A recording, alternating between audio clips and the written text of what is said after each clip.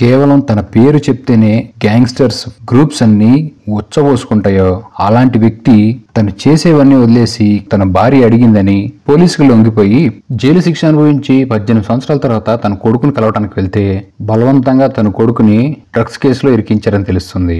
అసలుకే గ్యాంగ్స్టర్ అయ్యింది అతని కొడుకుని జైల్లో పెట్టిస్తే ఊరుకుంటాడా? మూవీ ఫుల్ యాక్షన్ ఎంటర్టైన్మెంట్ తో చాలా ఇంట్రెస్టింగ్ గా ఉంటుంది. ఇలాంటి మరిన్ని ఇంట్రెస్టింగ్ వీడియోస్ కోసం ఈ వీడియో లైక్ చేసి వెంటనే మన ఛానల్ సబ్స్క్రైబ్ చేసుకోండి. మూవీ ఓపెనింగ్ సీన్ లోనే మన హీరో పేరు ఏకే అతనికంటూ రెడ్ డ్రాగన్ గ్యాంగ్స్టర్ అనే ఒక పెద్ద గ్రూప్ ని క్రియేట్ చేసుకొని తనకంటూ ఒక ఫ్యామిలీ కావాలని ఒక అమ్మాయిని పెళ్లి చేసుకున్న తర్వాత ఇక తనున్న ఆ మాఫియా వాళ్ళలోంచి బయటికి రావాలని ఫిక్స్ అవుతాడు. కానీ గన్ను పట్టుకున్నవాడు గన్నుతోనే చచ్చిపోతాడని ఏకేని మిగతా శత్రువులు వదలలేదు. తన బుట్టుబోయే పిట్ట కోసం బాంబే రావడంతో ఆ హాస్పిటల్ మీద మిగతా గ్యాంగ్స్టర్స్ అందరూ అటాక్ చేస్తారు. పుట్టిన తన బిడ్డని ముట్టుకుందాం అనుకుంటే హీరోయిన్ అంటుంది, ఇవన్నీ వదిలేసి కొత్త మారిన మనిషిలాగా వస్తేనే నీకు ఫ్యామిలీలో ఎంట్రీ అనడంతో హీరో తనంతట తానుగా జైలుకి వెళ్లి సరెండర్ అవుతాడు. నెక్స్ట్ సీన్ లో స్పెయిన్ లో ఉన్న హీరో వైఫ్ రమ్య హీరోయిన్ ని తన కొడుకు విహాన్ని తాతయ్యని చూపిస్తూ హీరో ఎడ్యుకేషన్ అయిపోయి కాన్వికేషన్ ఉందని ఆ కాలేజ్ ఫంక్షన్ కి ఖచ్చితంగా వాళ్ళ నాన్న వస్తాడని హీరోయిన్ చెప్తుంది. అయితే ఇది విన్న వాళ్ళ తాతయ్య ఎలా వస్తాడమ్మా, వాడు జైల్లోంచి రావడానికి ఇంకా 3 నెలలు టైం పడుతుంది అనడంతో హీరోయిన్ ఏం చేయమంటారు, నన్ను వాడు విసిగిస్తున్నాడు అందుకే వస్తాడని చెప్పానని చెప్తుంది. ఇక జైల్లోకి వచ్చిన హీరో చాలా మంచి వ్యక్తిలాగా మారి ఆ జైల్లో ఉన్న పోలీస్ ఆఫీసర్ కి హెల్ప్ చేస్తూ ఒక ఖైదీ తప్పించుకుంటూ ఉంటే వాళ్ళందరినీ కొట్టి లోపలికి పంపించి హీరో ఆ పారిపోతున్న వ్యక్తికి, నువ్వు నీ ఫ్యామిలీ కోసం పారిపోయి వెళ్ళి ఇప్పుడు వాళ్ళ దృష్టిలో నువ్వు బ్యాడ్ అయిపోతావు,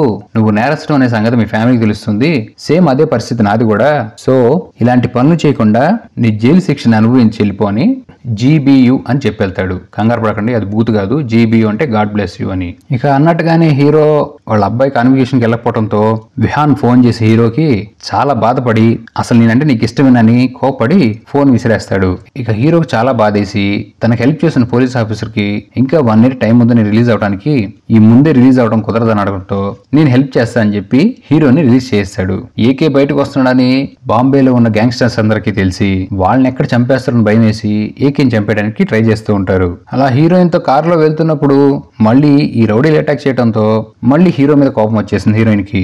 నువ్వు ఇంకా మారలేదు, ఎప్పుడైతే ఈ గొడవలని వదిలేస్తావో అప్పుడే నువ్వు స్పెయిన్ కి రా అని చెప్పి ఇక్కడే ఉండిపో అని వదిలేసి వెళ్ళిపోతుంది హీరోయిన్ తన ఒక్కటే కొడుకు దగ్గరికి. ఇక ఏకే ఆ సిటీలో ఉన్న గ్యాంగ్స్టర్స్ అందరినీ పిలిపించి నేను అన్ని వదిలేసి ప్రశాంతంగా నా ఫ్యామిలీతో గడపాలనుకుంటున్నాను, నాకు ఇవేమి వద్దు, మళ్ళీ మీరు నాలో పాత ఏకేని చూడాలనుకుంటే తెలుసుగా ఏమవుతుందని వార్నింగ్ ఇచ్చి వెళ్ళిపోతున్న టైంలో హీరోకి హీరోయిన్ ఫోన్ చేస్తుంది తన కొడుకు కనపట్లేదని.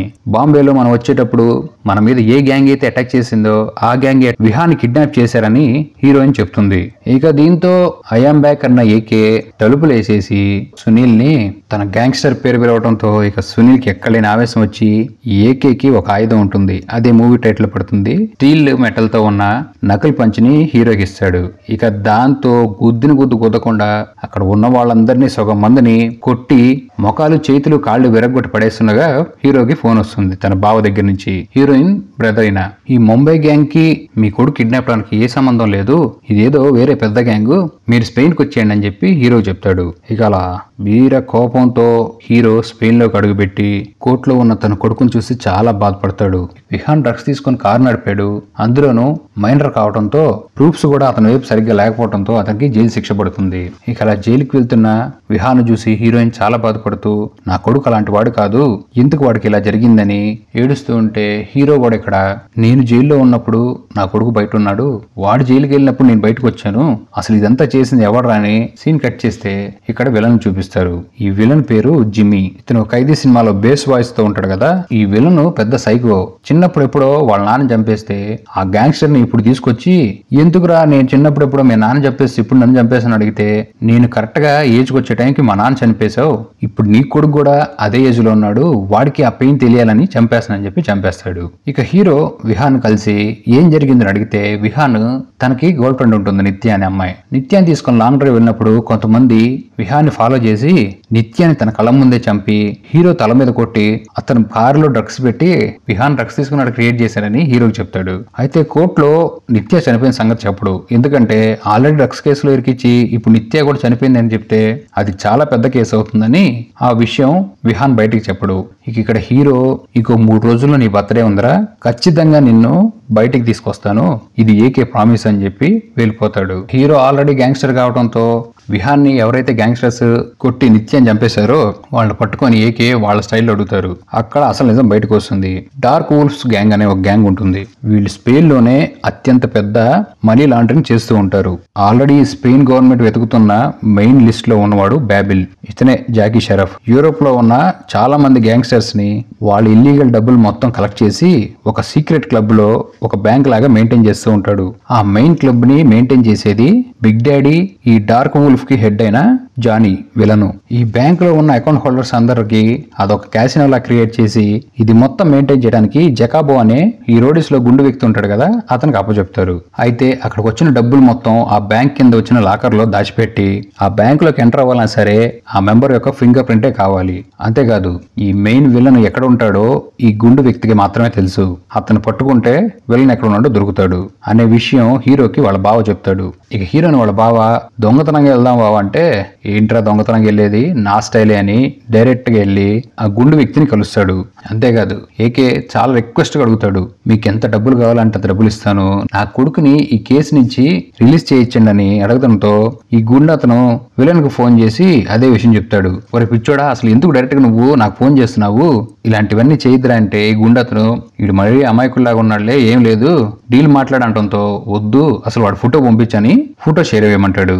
ఈ ఫోటో ఎప్పుడైతే విలను ఆ గ్యాంగ్స్టర్స్ ఉన్న గ్రూప్ లో పెడతాడో మొత్తం గ్యాంగ్స్టర్స్ అందరూ ఒక్కొక్కళ్ళగా లెఫ్ట్ అయిపోతూ ఉంటారు. ఇక దీంతో భయవేసిన విలను వీడిని కెలకటం కన్నా వీడితో డీల్ మాట్లాడటం మంచిది అనుకుంటాడు. సార్ వెళ్ళిపోండి మీరు, మీ అబ్బాయి మీ ఇంటికి వచ్చేస్తాడని చెప్తే ఈ గుండు అత్తెలుగా ఆలోచించి ఎలాగైనా సరే డబ్బులు మొత్తం లాక్కోవాలని డబ్బులు నా బ్యాంకులో వేసేయండి, మీ అబ్బాయి మీ ఇంటికి వచ్చేస్తాడని చెప్తాడు. అయితే హీరో ఏది మీ అకౌంట్ నెంబర్ ఇవ్వండి అని ఫోన్ నెంబర్ తీసుకుని తెలివిగా ఆ గుండు అతను అకౌంట్ లో ఉన్న డబ్బులన్నీ కొట్టేస్తాడు.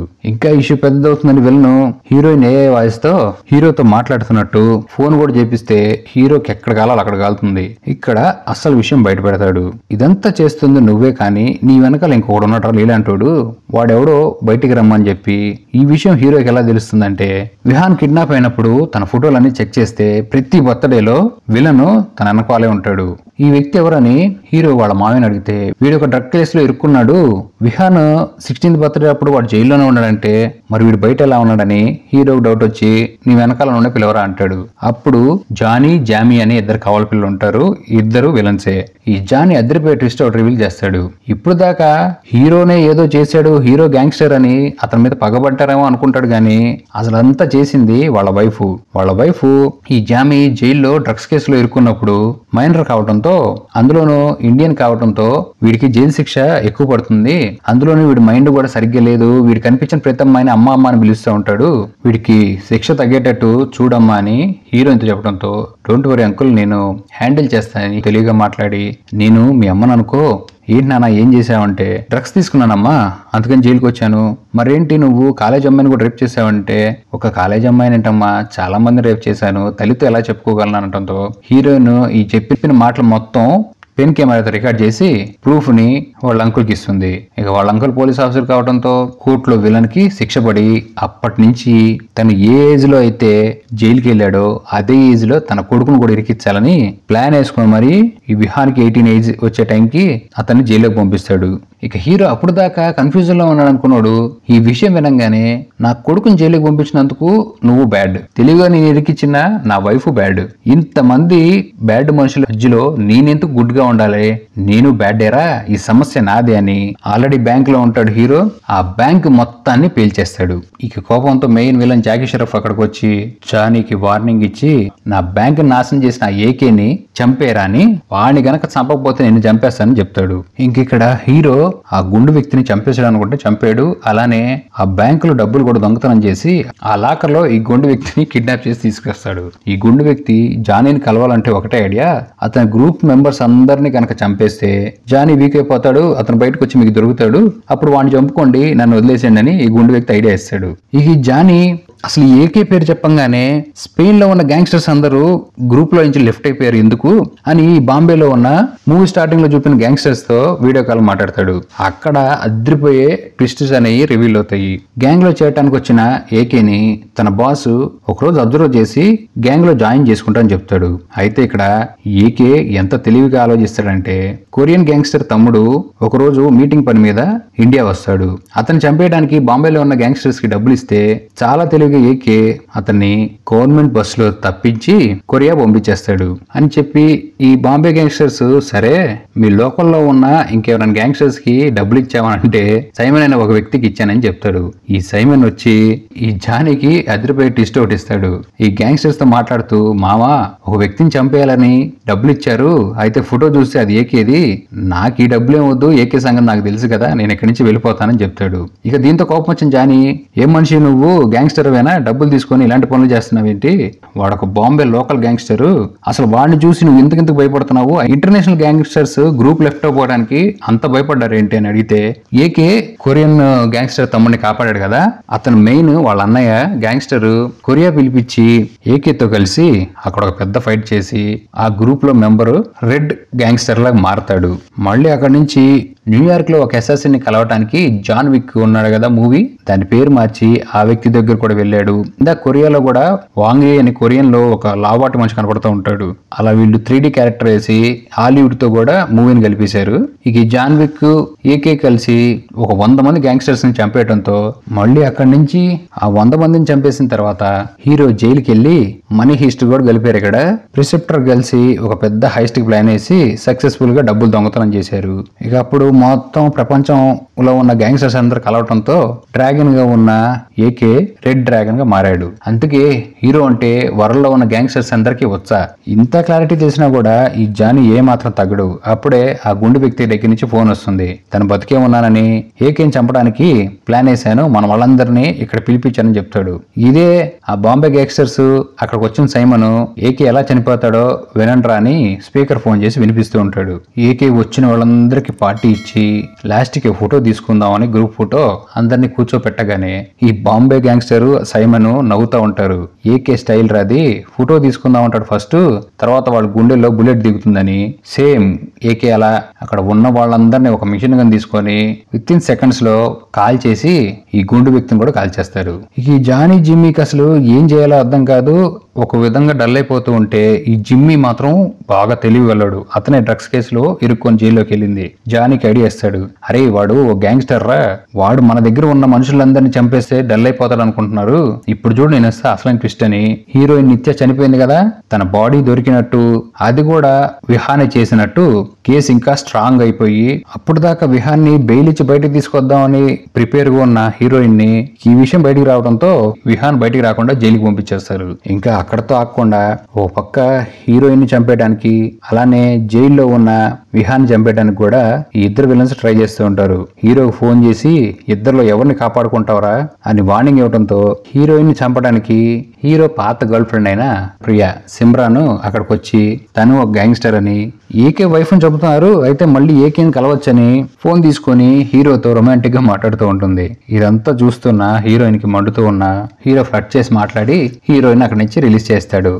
ఇక్కడ ఈ విలన్స్ మాత్రం రెచ్చిపోయి జైలుకి తీసుకెళ్తున్న విహాన్ని ఎలాగైనా చంపేయాలని వీళ్ళే డైరెక్ట్ గా రంగంలో దిగి విహాన్ని చంపేయడానికి ట్రై చేస్తాడు. కానీ హీరో మామూలుడు కాదు కదా, వచ్చి కార్ చేసింగ్స్ తో ఫైట్ చేసి విహాన్ని తప్పించుకొని తీసుకెళ్లిపోతాడు. అలా తీసుకెళ్లిపోతున్న కార్ ఎదురుగా హీరో వాళ్ళ మామయ్య ఎదురుపడి ఎక్కడ తీసుకెళ్తున్నాను నేరస్తుందంటే మా అబ్బాయికి ఆకలేస్తుంది, బిర్యానీ పెట్టడానికి తీసుకెళ్తున్నానని చెప్పి హీరో లొంగిపోతాడు. అయితే వాళ్ళ మామయ్య పోలీస్ ఆఫీసర్ కావడంతో ఎటువంటి ప్రూఫ్ లేకుండా హీరోని వదిలేస్తారు. ఇక మళ్ళీ తప్పించుకుంటానని ఈ విలన్స్ ఇద్దరు మాట్లాడుకుంటూ ఇక ఈ విలన్స్ ఇద్దరు ఎక్కడున్నారో సిమ్రాన్ ఫోన్ చేసి వీళ్ళిద్దరూ ఒక క్రూజ్ షిప్ లో ఉన్నారు, ఎప్పటి నుంచో వాళ్ళు ఇక్కడే ఉండిపోతున్నారు, అంతేకాదు విహాన్ని బయటికి రానికుండా వీళ్ళు నిత్య బాడీని కూడా పోలీసులకు అప్పచెప్పారు, అయితే ఆ బాడీ నిత్యది కాదు, వీళ్ళు పర్ఫెక్ట్ గా ప్లాన్ వేసి మరి విహాన్ని ఇరికిస్తున్నారని చెప్తుంది. వీళ్ళని వెతుక్కుంటూ వచ్చిన ఏకేకి అదిరిపోయే ఒక ఇంట్రెస్టింగ్ విజువల్ అనేది కనపడుతుంది.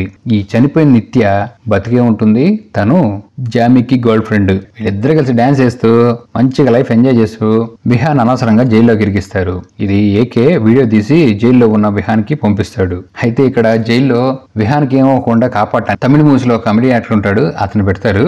నిత్య వీడియో చూసి బాధపడుతున్న విహాన్ ని ఈ కమెడీ యాక్టర్ లేడీ డ్రెస్ వేసుకొని విహాన్ ఎదురు డాన్స్ చేసినట్టు విహాన్ మైండ్ మోటివేషన్ చేసి మీ నాన్న నిన్ను విడిపిస్తారా అని చెప్తాడు. ఇక్కడ ఈ ఇద్దరు విలన్స్ ఇద్దరనే విషయం విలన్ కి తెలియదు కాబట్టి హీరో వాళ్ళ బావ తన గర్ల్ ఫ్రెండ్ సాయంతో ఆ క్రూజ్ షిప్ లోకి దూరి మ్యాజిక్ చేసిందని చెప్పి ఒక్కడు కాదు ఇద్దరని మెయిన్ విలన్ కి నిజాన్ని రివీల్ చేస్తాడు. ఇక దీంతో కోపం వచ్చిన ఆ విలన్ జామీని చంపేద్దాం అనుకున్నా వాళ్ళు చనిపోతే ఇక ఈ విలన్ అనేవాడే ఉండడు.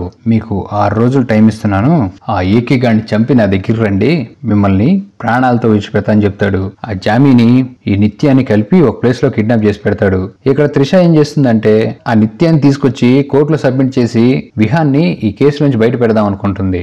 వాళ్ళిద్దరిని విడిపెట్టడంతో జానీ అక్కడికి వచ్చి త్రిష మీద గన్ను పెడతాడు. అప్పుడే అక్కడికి త్రిష వాళ్ళ అన్నయ్య కూడా వచ్చి హీరోయిన్ కాపాడి అమ్మాయిని తీసుకుని రోడ్డు మీదకి వచ్చిన వీళ్ళని చేసి చేస్తూ ఒక చోట ఈ నిత్య బ్రిడ్జ్ మీద నుంచి సముద్రంలో పడిపోతూ ఉంటుంది. పడిపోతున్న తనని జానీ కాపాడుతాడు. ఇంకా బరువెక్కి ఇద్దరు పడిపోతుంటే పైనుంచి జిమ్మీ పట్టుకుంటాడు. ఈ జానీ అరుస్తూ ఉంటాడు జిమ్మీని పైనుంచి, రే చంపారా నిత్యాని, తన లేకపోతే మనం అసలు ఈ కేసు నుంచి బయటపడచ్చు అని చెప్తే నిత్య నాకు ఇష్టం లేకపోయినా సరే 13 ఏళ్ల నుంచి నేను లవ్ చేస్తున్నానని విహాన్ లవ్ చేసినట్టు నటించాను, ప్లీజ్ నన్ను వదలొద్దన్నా సరే ఈ జానీ తన లవ్ కన్నా రివెంజే కావాలని నిత్య తల మీద కాల్చి చంపేస్తాడు. అలా నిత్య సముద్రంలో పడిపోతుంది. హాస్పిటల్లో బుల్లెట్ గాయాలతో ఉన్న హీరోయిన్ దగ్గరికి హీరో వచ్చి ఏం జరిగింది అడగడంతో హీరోయిన్ జరిగిందంత చెప్పి తనకు సారీ చెప్తుంది. అంతేగాక ఫోర్స్ లో ఇప్పుడు దాకా మా ఆయన నా కోసం సైలెంట్ గా ఉన్నాడు, ఇప్పుడు వచ్చి నీ ఎంత చూస్తున్నాడు అనటంతో విలన్ కూడా కోపంగా రాలా చూసుకుందాం అంటాడు విలను. ఇక అలా కార్ వేసుకొని స్పీడ్ గా ఈ విలన్స్ ఉన్న ప్లేస్ కి వెళ్ళిన హీరో వాళ్ళిద్దరిని చాలాసేపు కొడదామని ట్రై చేసినా ఇద్దరు తెలివిగా తప్పించుకుంటూ హీరోని కొడతా ఉంటారు. అంతేకాదు ఇక్కడ జైల్లో విహాన్ చంపేయడానికి కూడా మనుషులు పెడతారు. కానీ సునీలు హీరో వాళ్ళ బావ అలానే ఆ కమెడియన్ ముగ్గురు కలిసి విహాన్ చంపడానికి వచ్చిన వాళ్ళందరినీ చావబాదు వదిలిపెడతారు. ఈ ఇద్దరు విలన్స్ ని చేతులు కట్టేసి ఈ మెయిన్ విలన్ బేబుల్ ఉన్నాడు కదా అతను ఉన్న ప్లేస్ కి తీసుకెళ్తాడు. అక్కడ ఆ బేబుల్ గ్యాంగ్స్ లో ఉన్న వాళ్ళందరూ గన్లు పట్టుకొని బుల్లెట్ల వర్షం కురిపిస్తే హీరో కార్ కి ఏమి అవ్వదు. అది బుల్లెట్ ప్రూఫే కాకుండా ఇక హీరో ఆ కార్ లో నుంచి front back up side machine guns open అయ్యి కొన్ని 100 తోటాలు ఒక్కసారిగా ఫైర్ అయ్యి ఆ గ్యాంగ్ మొత్తం చనిపోతుంది. అక్కడి నుంచి హీరో వాళ్ళిద్దరిని తీసుకెళ్లి కోర్టులో సబ్మిట్ చేసి విహాన్ ఏం చేయలేదని నిర్దోషని రిలీజ్ చేస్తాడు. ఇక జైల్లో నుంచి వచ్చిన విహాన్ ని మొట్టమొదటిసారి హీరో కలవటంతో చాలా ఎమోషనల్ గా తను చిన్నప్పటి నుంచి తన ఫాదర్ కోసం ఎలా వెయిట్ చేస్తున్నాడో చెప్పి ఫ్యామిలీ మొత్తం హ్యాపీగా ఉన్నప్పుడు సీరియస్ గా చూస్తున్న ఏకే కళ్ళలోకి కెమెరా జూమ్ అవుతుంది. ఆ విలన్స్ జైలుకి వెళ్లి 6 నెలల తర్వాత వేరే జైల్లోకి మార్చుతున్న టైంలో హీరో కావాలని ఆ విలన్స్ ని తప్పించి ఓ పెద్ద గన్ తీసుకొచ్చి తన ఫ్యామిలీ కోసం జైలుకి పంపించాను, ఇది నా కోసం మిమ్మల్ని చంపేస్తున్నారని చెప్పి చంపేస్తాడు.